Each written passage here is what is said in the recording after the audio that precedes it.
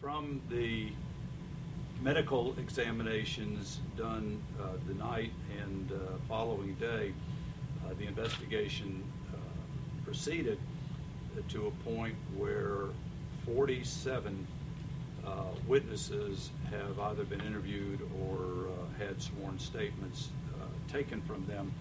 Of the 47, 44 of them are children.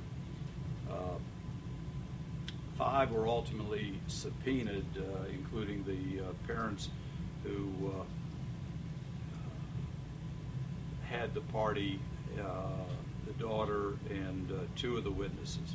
I want to talk for a moment about the 15-year-old child who was, of course, interviewed by law enforcement, by fire and rescue, by medical personnel, and in follow-up interviews done during the investigation that has taken place since the night of the incident. Interviews primarily done by Detective Berman and Ms. Schlacks.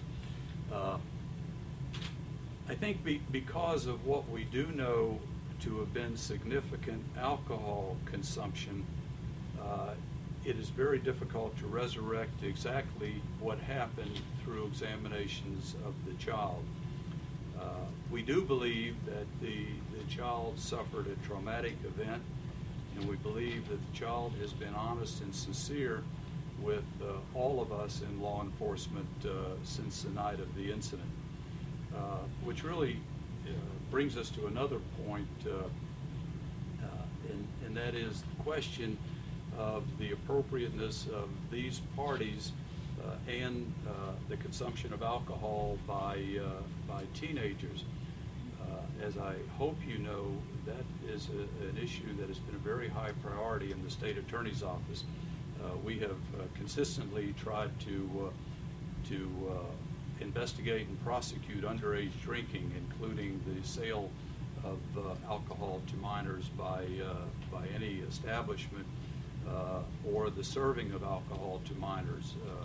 Many of these investigations have resulted in prosecutions of the individuals who sold or gave the alcohol to minors. We have in the past prosecuted parents who failed to, or in situations where we were able to prove that the parents did provide the alcohol to the minors.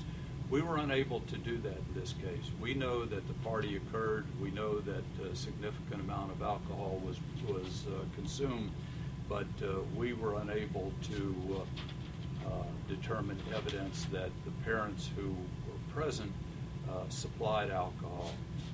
As serious as incidents like these are, and as important as it is to report incidents and try to see that parents are more responsible for policing situations of this nature, it is the duty and responsibility of us in law enforcement to base our decisions based on the existence of admissible evidence.